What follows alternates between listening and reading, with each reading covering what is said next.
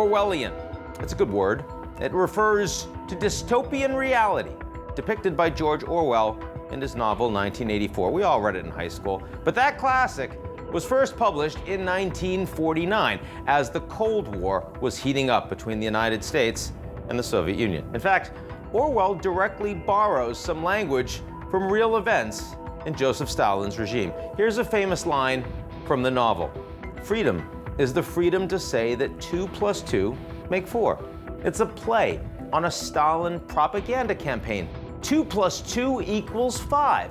It was a plan to push workers to complete 5 years of production, a 5-year plan, in just 4. But it became a symbol of misinformation and the abuse of power of a dictator that could distort facts for political gain. Let's fast forward that to 2017.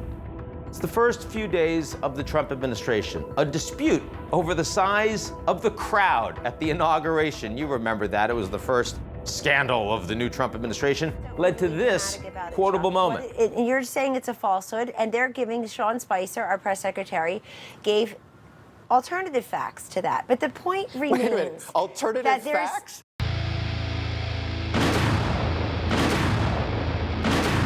Downright Orwellian. And sales of 1984 spiked the day after that interview, making the 70-year-old book #1 on Amazon. I'm not saying Trump was a dictator, whatever his inclinations. The United States today remains a democracy, however flawed. But President Trump certainly admired his strongmen, like Russia's Vladimir Putin, China's Xi Jinping, even Rodrigo Duterte of the Philippines. And there's a growing number of global leaders who lean that way. Hungary's Viktor Orban, Poland's Andrzej Duda, Turkey's Recep Erdogan, all of them have sought to plow down the kind of democracy that seemed triumphant after the fall of the Berlin Wall in 1989, with populist supporters holding the door open for them. A 2019 Pew poll of people across 34 nations found that a majority, 52%, were dissatisfied with democracy. Trends in jobs, the economy, and immigration all contributing to a sense that the system doesn't work for the average citizen. Support for authoritarianism was already growing before the coronavirus pandemic, and autocrats have seized the opportunity to further curb freedoms. The nonprofit group Freedom House reported that democracy deteriorated in 80 countries over the past year on issues like media suppression, transparency, lack thereof, and human rights.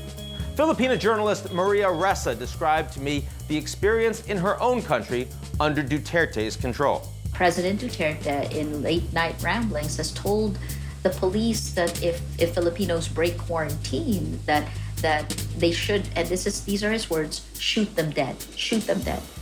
The other side of this global crisis could bring even further gains for autocrats.